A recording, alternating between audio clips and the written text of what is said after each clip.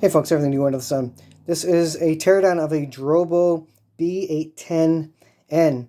Here's the front of it, and I have this all apart because I was fixing the backplane. This is a broken unit I got off eBay, used for parts, and I have never seen a teardown on YouTube, so I thought I would do it on. The year is 2024. I intend to make use of this as my home backup. Yes, I know Drobos aren't the fastest, and you can get the latest QNAP stuff. But I like the Drobos, and I have a Drobo 5N right there, and it works flawlessly. So I figured I'd just do a quick video of the teardown. So, of course, I've taken the cover off it. You can see there, this part just slides out. This backplane was screwed onto the back of the drives. There is a metal plate that goes on the back of it too, that sandwiches it in. You got to pull that apart. But as you can see, it goes onto, let me get that out of the way. It goes onto the main board with these pins here, this adapter. And what happens is, well, I'll show that later. You then got the power supply. This power supply actually sits on top. It actually sits on top upside down like that, and plugs directly in to or from the power switch. Now, this is 120 in. This goes to the power switch here. Forgive my dirty hands. I got tar on my fingers because I was tarring my roof. But it goes to here, 12 volt output, 15 amps, I think. And it's got multiple wires. I'm not sure why, but they all put out 12 volts, basically positive, negative, 4 wires each. And these wires go straight from the power supply right onto this backplane unit. So if we take this backplane unit out, we can see the 8 pins for the 12 volt.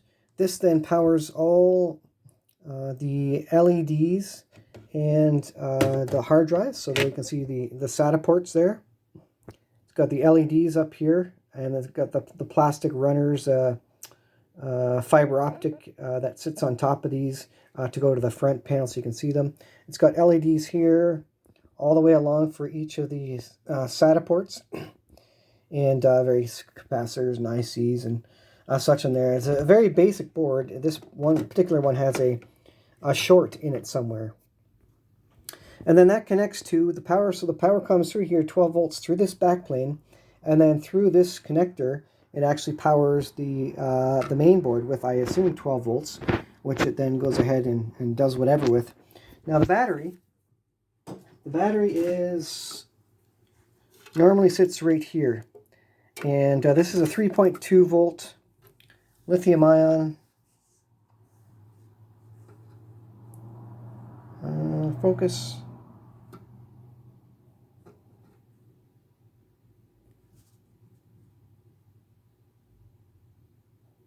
There you go, 3.6 volt, 2000 milliamp hour lithium ion battery.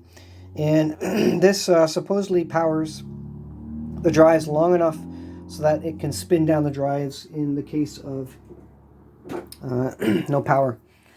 And the battery connects right there. Focus. Battery connects right there.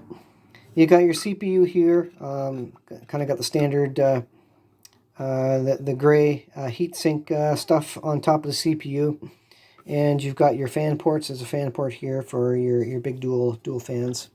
Now this unit, of course, has the dual Ethernet, which are these two guys right here. What else to show here? I think that's about it. There's a little daughter board there. I've forgotten what that does, but that sits there. There's the other fan port. And you can pause the video if you want to look at that. Here's a image of the whole thing right there. So yeah, the power comes right from the power button here, right into the backplane board, as I was saying, and then from the backplane board to the motherboard. So I was having the issue where this unit wasn't lighting up at all. Nothing would light up, no LEDs at all. And the issue that I've currently found is that this backplane is not feeding power to the motherboard, and that's because there's a dead short somewhere here.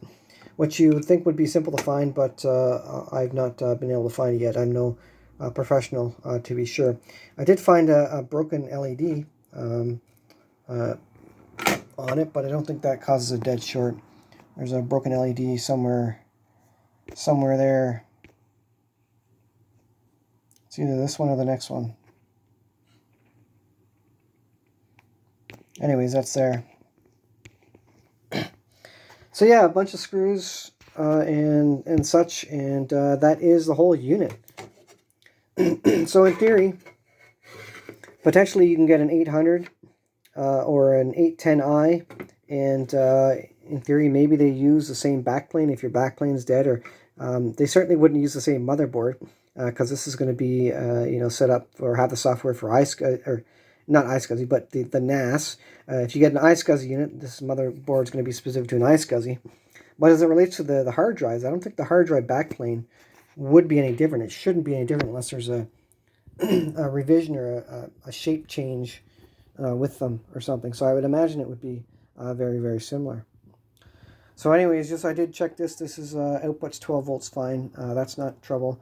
There's no issue with the power supply on this unit. And the issue is all on the backplane. So that's it. There are a number of things to pull apart, but it's not too complicated. So hopefully that helps the next person who's wondering about the inside of the unit. Some people are looking to get pinouts, wiring diagrams for that backplane, so they can make their own JBOD, drive enclosure, something like that, if they have a dead motherboard, etc. But if you're really desperate, you can get a cheap one of these, get a couple of them, and use one for parts. The capacitors definitely are the thing that supposedly goes in them. And the caps are these little brown squares there. So often those go on these things. But I haven't figured out what's left on this. So, all right, I'll leave there, guys. Thanks for watching. Hope that helps the next person. See you in the next video.